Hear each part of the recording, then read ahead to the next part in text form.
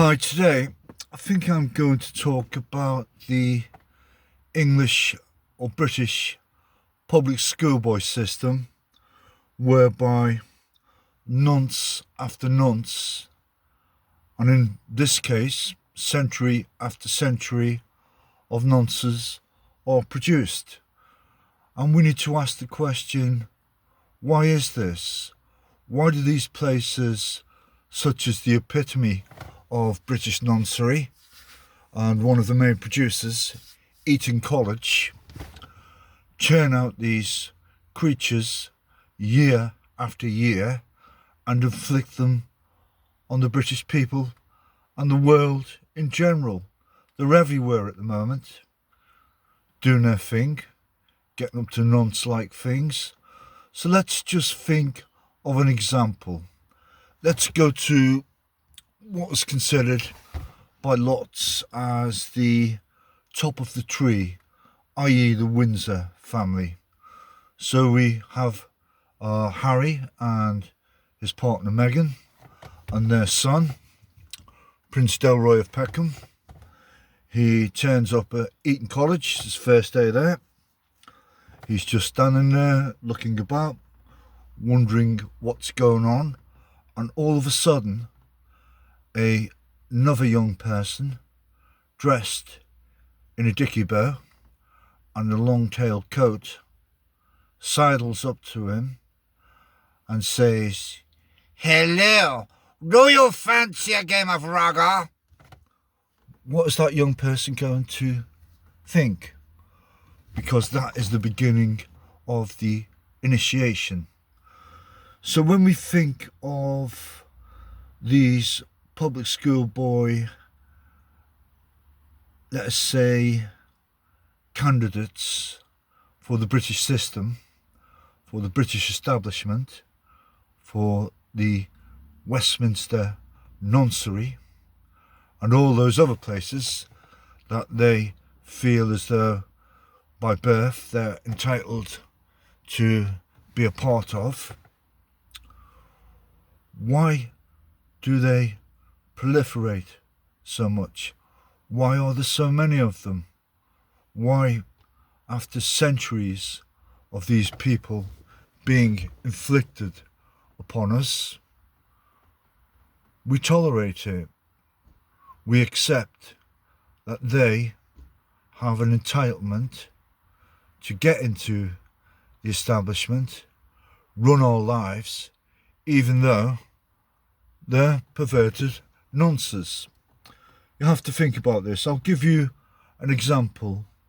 In the Edwardian era, and you can check this out, there was a little club of them.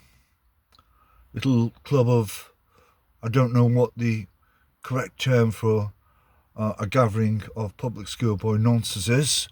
Is it something like, a murder of crows? Maybe they've got their own secret way of getting this across to themselves. But anyway, this chummery used to meet and they would plan their high jinks and their high japes, such as sodomizing prostitutes and street urchins, disrupting tradesmen, going about their daily lives and business, if you like, by taking off with their horse and cart.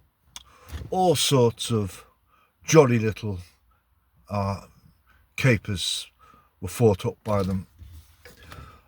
And this tradition of noncery is still present today. You've got the Bullingdon Club, loads of them are still current, still about. Couldn't be asked to name them because they don't interest me, basically, as people. What does interest me is the danger they represent to ordinary, innocent British people. So when you go through that process, it becomes a prerequisite to be a nonce within the British system, because if you're not, you won't get in. And if you go through the top English public school boys, you will come out 100% nonce. That's guaranteed. or you won't survive that. It's as simple as that. So we have them creeping about, we have them in positions of power, all over MI5, MI6, all of the top jobs in the British establishment and system, or let us say run by an interconnected network of nonces. Now these people, they have been doing this for a very long time. To them, it's what they do. It's part of their culture. They see themselves as separate from me and you. The rules and laws that apply to me and you don't apply to them. They're still at it now. They get each other out of trouble where they can, and they want this to continue for as long as they feel it needs to. There's no stopping them unless we turn around and say, look, nonsense, you're not going to do this anymore. It ain't going to happen, my friend. We've got special measures for you, which we'll put in place if you continue. How long are we going to tolerate it? Do you want me to reel off nonces in the Westminster Parliament, the British establishment? I mean, as a proportion of nonces to, let us say, a demographic group, they're way up there, way above the average. And they're still doing it. They're still producing them. About time we said no, really, isn't it? Anyway, just have a think.